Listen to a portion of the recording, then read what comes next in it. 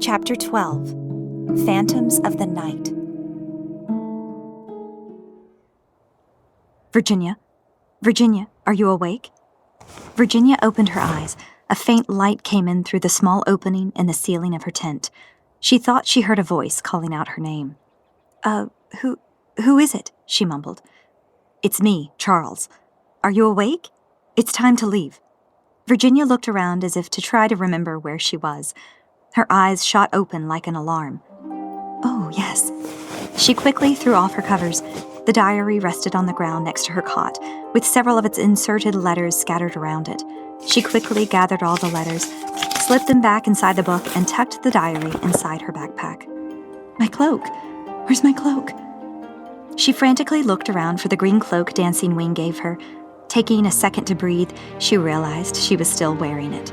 She looked around and saw that her hiking boots were still resting at the foot of her bed. She crawled over and snatched them up. Putting them on was no easy game. She groaned. I feel like a firefighter scrambling to a call. Virginia, came Charles's voice again. Is everything okay? Are you awake? Virginia was putting on her last shoe. Yes, I'm awake. Just gathering up some last-minute items. Charles stood outside the tent dressed in a red poncho and carrying a satchel around his side. He was fully armed with his dagger and tomahawk strapped around his hip and his sword behind his back. He looked quizzically at the closed tent flap in front of him. You're sure everything is okay? Virginia's voice came through the tent flap. Yes, everything's okay. A few more seconds passed when the tent flap was suddenly thrown open and Virginia came out of her lair. Her hair was matted up and her clothes all wrinkly, but she was ready for the road. Okay, she exclaimed enthusiastically. I'm ready. Let's do this. Charles gave a little smile. Okay then. The chief wants to bid us farewell. Charles led Virginia to the far south side of the camp. At the edge of the grounds was a road not much bigger than a deer trail, with a sign above it written in a different language. Standing at the road entrance were the chief and a Naumian warrior. Virginia studied the man standing beside the chief the closer she approached him. His upper body was covered in mud, and his lower half was clothed in buckskin pants and a breechcloth. In his hand he carried a quiver full of arrows and a bow. My brave adventurers, exclaimed the chief with open arms as Virginia and Charles approached him. It has been a great honor to have you both in my tribe these past few days. Now, as you continue your journey, I have but a few things to say. He looked at Virginia. Remember all that I have spoken to you, Starlight. You have a great purpose here in Aletheia. You are the fulfillment of the prophecy. I feel it in my heart. Virginia felt her heart sink. Should I tell him who I really am? She nodded her head, assuring the chief that she understood his words carefully. Why didn't you tell him, Virginia? The chief looked at Charles. And Soaring Eagle. He placed his hand firmly on Charles's shoulder. You know who you are. Seek more of your identity. A new chapter is about to open in your future, and the trials on its pages will require everything of you. But in the end, you will reap a reward you cannot begin to fathom. Charles grabbed the chief's shoulder. Thank you, my friend. I receive your words. They both let each other go. The chief extended his hand toward the warrior, covered in mud, standing beside him. This is Kicking Deer, one of my finest warriors. He will help guide you towards the Great Canyon, where you will meet your two friends. Virginia noticed that Kicking Deer looked somewhat less than amused by this whole mission. He wore a frown on his face, and his eyes glared at Virginia. To her, he seemed to be somewhat angry at something or someone. Kicking Deer, said Charles. Do you speak English? Kicking Deer turned his head slowly towards Charles and spoke in a robust and sturdy voice. Yes, I do. Okay, replied Charles. Reason for this is because Starlight is still learning the many languages of Aletheia, and English is her only language for now. So to make the journey more comfortable for her, we will all remain in English. Kicking Deer slowly turned his head back towards Virginia. Very well. The chief spoke to the three for one last time. May Oral Muti grant you wisdom and the strength to follow it.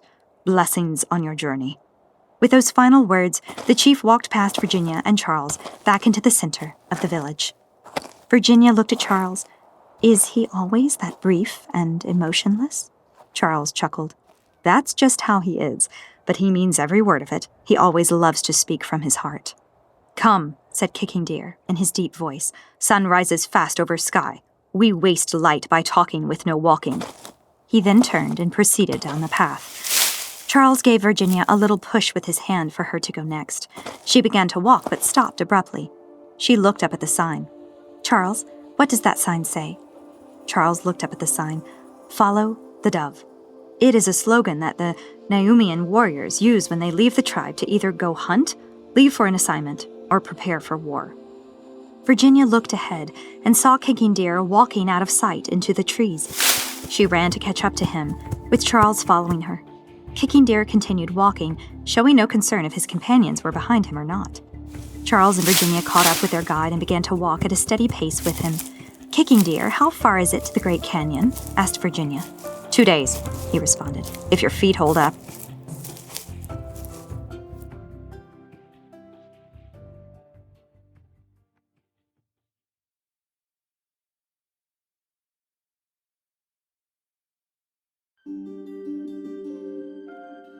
The companions hiked through the southern woods of Earth Stars for 2 days.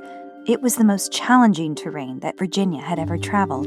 The land was littered with rocks and boulders, rupturing out of fields and hills, making almost every step an annoying and sometimes tricky hike. Within the first few hours of their first day, it rained. They asked Kicking Deer if they could stop and put up camp, but he continued walking, even in the terrible storm, acting as if he had never heard their voices. Charles placed his poncho over his and Virginia's head to help block the rain. Kicking Deer's mud covering washed off in the passing storm. He stopped by a river to gather some more clay to recoat himself. It was then that Virginia noticed for the first time that this had been the warrior who had swatted the dove away the other night. She did not say a word, but found herself beginning to doubt and question her guide more than before. Day 2 ended with crossing 2 rivers and hiking over what seemed like 1,000 great big hills to Virginia. Moss covered the valleys and rocks. Tall brown grass blew gracefully in the meadows. The deer, birds, and squirrels were rare, but when spotted they would not flee from her presence. Virginia was amazed. Typically, such creatures would have run at the sight of any human. Out of all the animals, a single bird had caught her attention since the beginning of her trip. High up in the treetops was a lone dove flying from tree branch to tree branch, pursuing them. Night began to fall upon the land. Without any sign of warning, Kicking Deer stopped in his tracks. A forest of giant red pines surrounded them as far as they could see.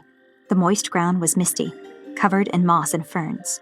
"We make camp here," said Kicking Deer. "No more walk for today." Relieved, Virginia plopped down where she stood. Charles walked over to Kicking Deer. "How far away is the Great Canyon?"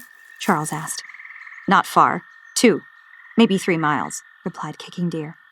"Well, considering that it is only that far away, wouldn't it be better to base the campsite closer to where our friends can easily meet us along the road of the Great Canyon?" Kicking Deer's body began to swell and puff up in anger. "Look here, son of the prophecy. You may be the prince of Leaping Bird, but I say we make camp here. If you not agree, then hike by yourselves." Charles's body began to stiffen up in response. "Easy now, I mean no disrespect." Virginia anxiously watched as these 2 warriors stood staring at each other, as if they were about to engage in a fist fight. She looked at Charles, who had a massive sword strapped around his back, and a tomahawk, and dagger strapped on either side of his waist, and then at Kicking Deer, who only had a bow, some arrows in his quiver, and a small hunting knife about his waist. "I don't think I need to be afraid. I think Charles has the upper hand here." "Your idea is not accepted here," said Kicking Deer. "Kicking Deer make his own choices and will not be told what to do by you." He looked up into the sky at the dove resting in the branches above them and shouted, "Or anyone else!" He looked back at Charles and glared at him, with a maniacal look as if he would kill anyone who told him otherwise. However, Charles did not back down or lose his spine. Instead, he raised his hands as if to release his investment in the argument. "Peace, Kicking Deer," said Charles. "I will not start a fight with you unless you first start one with me." Kicking Deer spat at the ground, abrasively brushing past Charles's shoulder. He walked off into the woods. Virginia became worried. "Charles, where is he going?" Charles's body began to relax. He looked down at Virginia and smiled. "I'm sure he's just going to get some firewood." Virginia turned her head, hoping to see Kicking Deer collecting wood, but he had vanished out of sight behind the thicket. She looked up at the branches that stretched overhead like a canopy and saw the dove. With a flap of its wings, it took off in the direction that Kicking Deer had traveled. "Don't worry," said Charles. Virginia turned her head to look up at him. "He will come back," he continued. "But what if he doesn't?" she questioned. Charles walked over and sat down next to Virginia. "Well, if that be the case, then we'll just have to carry on without him." "Do you know how to get to the Great Canyon?" "Not by this route." Charles pointed straight ahead of them. "But it's right in that direction. Kicking Deer is helpful because he knows this route. Without him, we would have to make our own path, which can be dangerous in these woods if you do not know where you're going." "But you do know where you're going." "True. But I would still have to make my own path. Could I do it without Kicking Deer? Sure. But in my pride, I would lead you someplace that could be very dangerous. The only time when we would have to make our own trail would be if Kicking Deer were no longer here." A new thought came into her mind. Son of the prophecy? Huh? That's what Kicking Deer called you before he walked away. Son of the prophecy. What does that mean? Charles turned his head away and looked into the distance where he pointed towards a moment ago, focused on the same spot in space. "It's a title that was given to me. My brothers, my father, his father before him, and so on," he finally said. "It's just a title." "What does it mean? What kind of prophecy does it relate to? Was it one by Oral Muti?" Charles said nothing but closed his eyes, taking a big, soft breath through his nose. "He also called you a prince," she added. "Why?" "I already told you. I'm forbidden to speak anything relating to this." I know, she said playfully. "But at least tell me this. Are you a prince by royal blood, or were you given the title of prince by a king?" He sat silently, his eyes still closed, drawing another deep breath. "Come on," she pleaded. "It's not every day I get to sit by a prince. Just tell me, by title or by blood? Did you earn it as a daring champion of a kingdom, or is it the opposite? You were born into it, and you no longer want the title that you will inherit." Charles chuckled. "You have a creative imagination." "Yes, and only you can put it at ease. Come on, Charles, just tell me, please." He opened his eyes and pointed toward the west again. "There, roughly another 2 or 3 days' journey west, lies the City of Gaal. When we reach the city, you will have the protection, peace, and freedom to ask all the questions you want."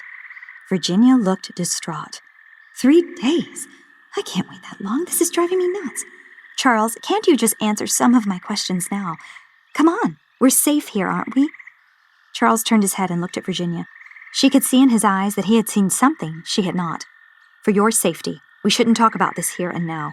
Not in these woods. Trust me, when I tell you it is not safe to risk it." "To risk what?" Charles stared into the distance again. "Anything I tell you could fall upon our enemies' ears." Virginia suspiciously gazed out of the corners of her eyes. The mist of the early evening hovered all around them. The giant trees towered overhead. Something like the green lights of fireflies glowed throughout the canopies above and the distant forest ground around them. "All I see are fireflies," she said. "Is that what you see?" he questioned. She looked at Charles. Outside, she wore a face of respect, but inside, she was rolling her eyes. "This is stupid. They're just bugs." "What if you whisper it to me?" Charles turned and raised a brow at her. "If there is something out there besides the multitude of fireflies, then they can't hear us whisper, can they?" she questioned. Charles leaned close, his lips inches away from her ear. "They can hear me speak this to you right now. It is not safe here. Trust me." Somewhat disgusted, Virginia leaned back and looked at Charles as if he were a teasing schoolboy, but what she saw in his face was the look of a severe teacher. "No more," he said. "For your own safety, no more." Virginia looked past Charles's shoulder at the flickering green lights in the distance. "But they're just bugs, Charles." Charles looked over his shoulder and sharply glared at something in the distance. "Aren't they?"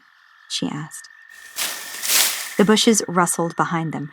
Charles shot up and drew his sword from behind his back. Virginia felt her heart stop. She turned her head around towards the shaking brush. Out came Kicking Deer, carrying a dead buck on his shoulders. He stopped and stared at Charles. "I bring food for dinner. It will last us a long while if we eat it right." Charles took a deep breath and sheathed his sword. Virginia looked up at Charles with concern.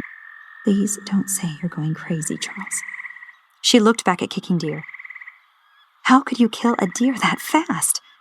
"The animals no run when you are in these woods, Starlight. They like you. They know run when you are here." He came over and dropped the deer carcass beside Virginia. Its marble, lifeless eyes stared at her. Virginia looked at the animal as if she were responsible for its death. "Oh, well, thank you, Kicking Deer. I'm only too glad to have helped." "As much as I hate to say it, the prophecy is true, and you will bring great provision to this land for me and many others." He looked up at Charles. "I kill deer, you build fire." He looked down at Virginia while drawing his hunting knife from its sheath. "You dress deer." He tossed the knife down between Virginia and the buck. Virginia was horrified. Could someone else dress the deer and I start the fire? Night had fallen across the land. The company of three had eaten as much as they could. The rest of the cooked deer was properly stored in a special sack that Kicking Deer had brought with him and strung up from a tree branch in the distance. He also instructed Charles and Virginia to wake up extra early in the morning to get a good start on the rest of their journey. Virginia slept in her hammock, and Charles in his, while Kicking Deer took the first watch. Charles would take the last few hours of the watch before dawn. Virginia looked up over the hem of her hammock at Charles, who was sound asleep in his hammock. She looked down at the ground, spotting her backpack resting below her at the base of the tree. She quietly reached down and pulled it up with her. Opening it slowly, she pulled out the diary of Rose Cohen and flipped through the first several pages until she came to her curious passage. Then, using one of her elbows to pull down the edge of the hammock, she let in just enough of the firelight for her to read. "I asked him if he was an angel. 'No,' he said, 'I am not an angel. He told me that he was human, just like me. He said he was part of a unique, select tribe of warriors that had been blessed with the spirit of the one he called Oralmuti.'" Virginia plopped her head back in her hammock and grunted. "What does he mean? If he's not an angel, then what kind of wings does he have?" Frustrated and without revelation, Virginia placed the diary back in her backpack and lowered it to the ground. She pulled the hood of her cloak over her head, closed her eyes, and slowly dozed off.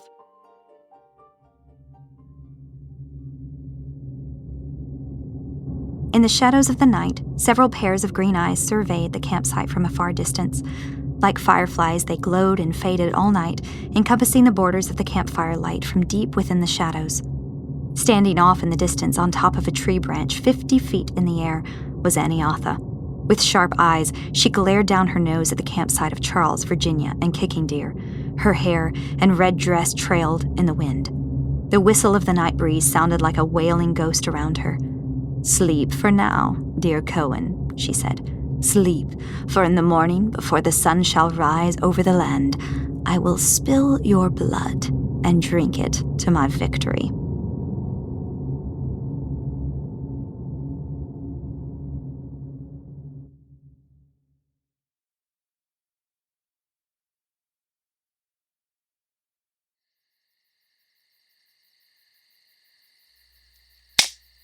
A twig snapped. Virginia's eyes shot open. Another twig snapped. She sat up in her hammock and looked around. The fire was still going. Kicking Deer was sound asleep in his hammock, but Charles was nowhere to be seen. "Charles?" she whispered loudly. No response. She tried again, this time a bit louder. "Charles?" Still no response. Where did he go? Out of the corner of her eye, a faint white light began to slowly bleed out into the darkness of the woods. Virginia turned her head towards the light. The sound of singing echoed from the swelling illumination. The song was soft, angelic, and in a language Virginia had never heard. She placed her feet on the ground. Slowly, she stood up. She grabbed her backpack, belt, and dagger resting at the base of the tree to which her hammock was strapped. She slung her bag over her shoulder and fastened the belt and its weapon around her waist, never taking her eyes off the bright light coming from the woods. What is that? She walked out of the campsite and towards the light. She pushed through some tall brush. The deeper she journeyed, the brighter the light became. She elbowed and pressed past some more thicket and then suddenly stopped. She ducked down low, hiding amongst the shrubs, bushes, and tall grass below her. Standing in the middle of a small clearing was Charles, his back facing her, his arms extended towards the heavens. His shirt was off and resting on the ground beside his feet, but his sword was still strapped around his back. Virginia's mouth dropped as she heard the most seraphic, heavenly, unknown language chanting out of his mouth. The light around her came from within his core and bled out to all near him. After a few seconds of seeing what she thought was the most fantastic thing in the world, a new feature emerged. Slowly, a large pair of white wings unfolded from his back, creating a wingspan of about 30 feet, shining with a glow of blue, silver, and gold colors. At the joint of each wing was a single blue feather. Virginia grabbed her chest as her heart began to pound. Suddenly, Charles knelt down on one knee. He drew his sword from behind his back and drove its blade into the earth. He placed his forehead on the end of its handle and shielded his eyes with the tips of his eagle-like wings. It was not until after Charles knelt that Virginia noticed a new figure standing before him. It was a man wearing a cloak of multiple colors that stretched to the ground. In one hand, he held an iron scepter. A bright light shined from his belly in likeness to the one from within Charles.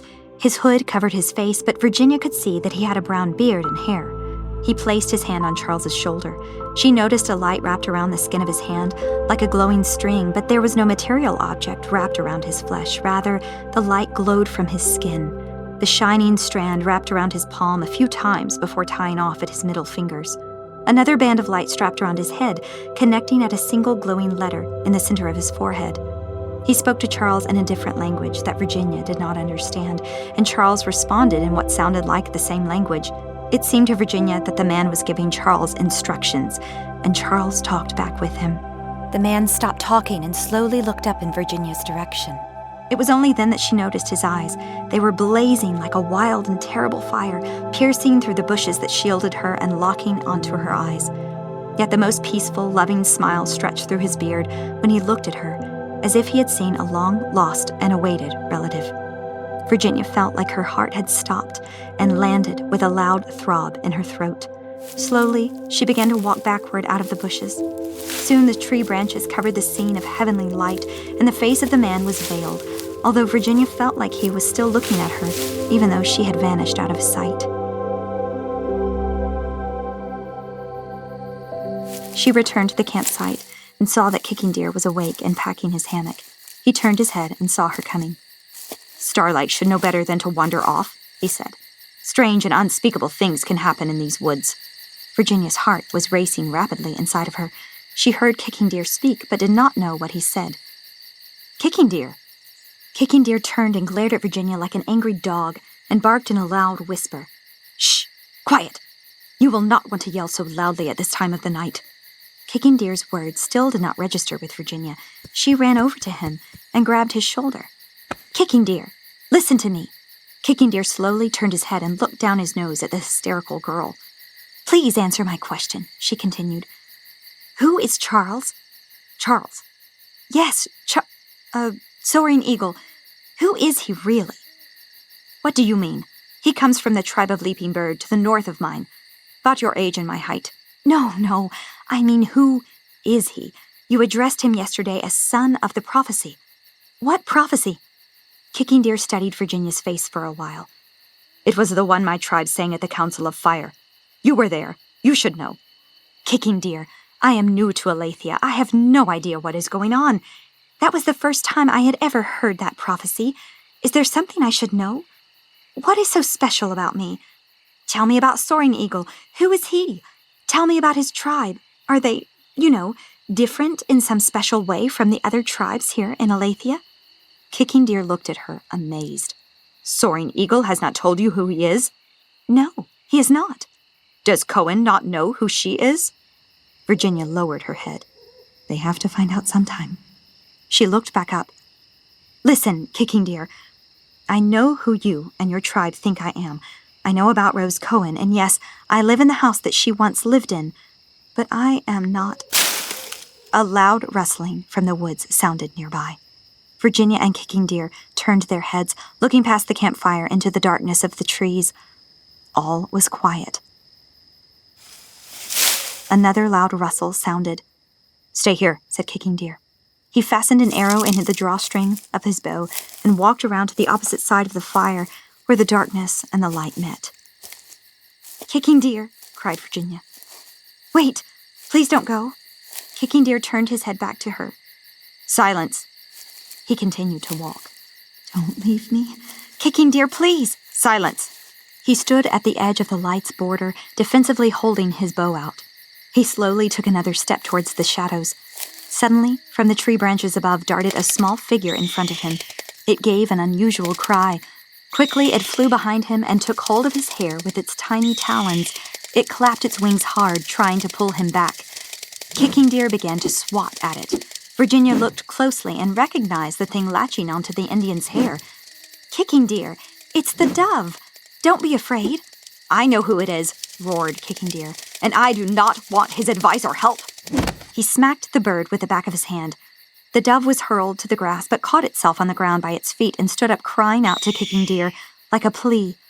The stubborn warrior turned his back to the dove and walked straight through some brush and into the darkness.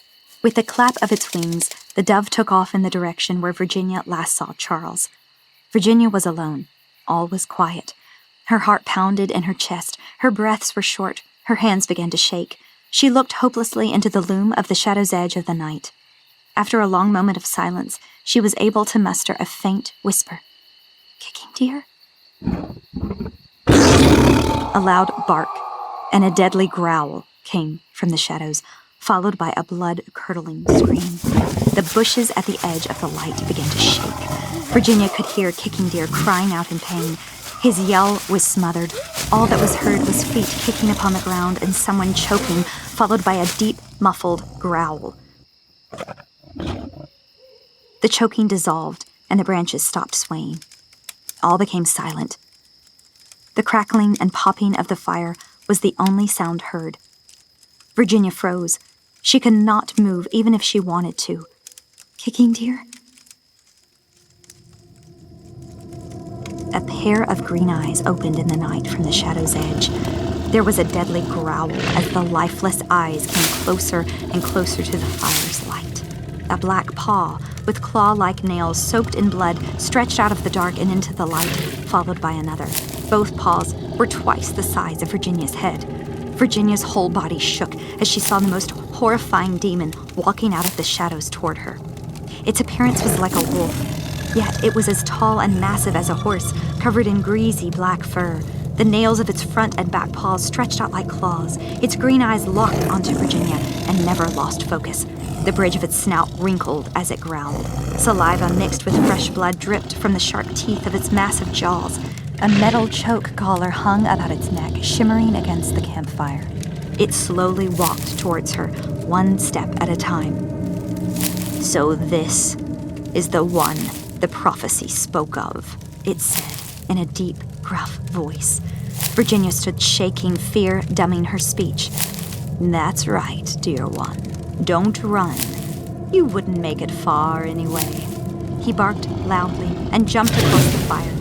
Its paws extended and mouth opened, ready to seize her. A loud cry, like an eagle, sounded.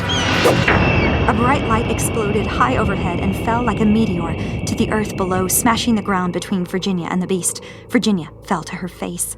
The wolf was sent flying backward, landing hard against the ground behind him. Virginia looked up. Standing between her and the monster was Charles. A bright light shined powerfully from his abdomen, illuminating the entire campsite. His wings were spread out and glowing more radiant than before. Every muscle in his upper body swelled in strength. He wielded his sword like a baseball bat in his massive arms, ready to swing. The beast got back up and growled at Charles. Charles gave it a roaring battle cry that sounded like a lion in return. Virginia saw he was not afraid.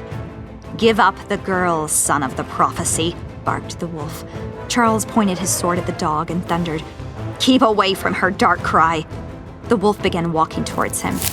"You should never have brought her through the gate, soaring eagle. You will not survive the wave of death coming your way. Keep your distance or I'll kill you." The wolf paused and barked loudly at Charles. "Soaring eagle, be sensible. You know that it's not me that wants her. This wave that's coming consists of others who are more powerful than I, and they demand that I take her to them, dead or alive. Bringing her into this place was foolish, son of Leaping Bird. It will only bring more war and disaster upon you and your tribe than you could ever hope to imagine. Just give her to me, and I promise no harm will come to you or your people." The forest phantom continued walking towards Charles. Charles stepped forward and swatted the campfire's ashes with his sword, splashing its embers into the wolf's face. Darkcry turned his head, closed his eyes, and growled so deep in bass that Virginia could feel it on her skin. Charles took his right wing and placed it in front of him like a shield, and with his left wing he covered his head. The light inside of him became brighter. "You stepped into our campsite. You murdered our guide. You destroyed her family," he roared angrily at the beast. "I will not step aside. As long as my heart beats, you will always find me standing between you and her."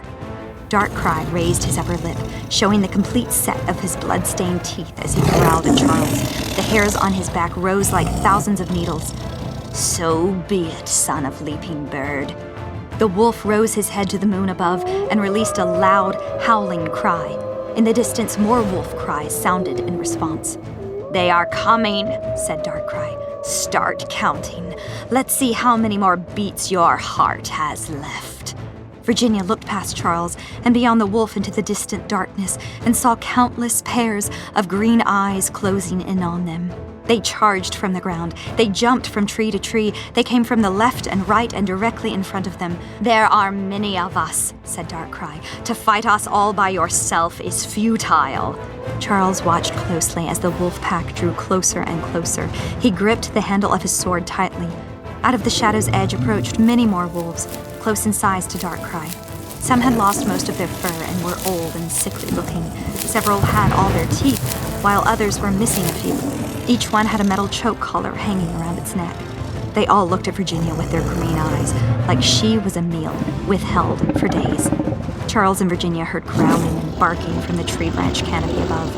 They looked up and saw many pairs of glowing green eyes looking down upon them like hawks. "Virginia," said Charles, "stand up."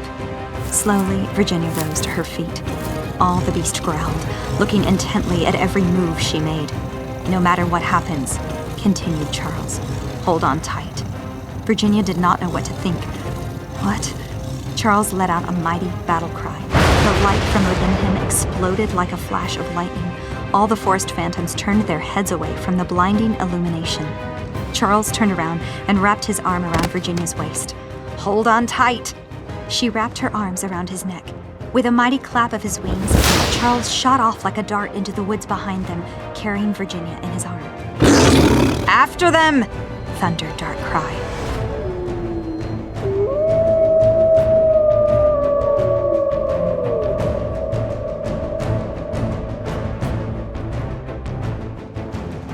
This is the end of Chapter 12.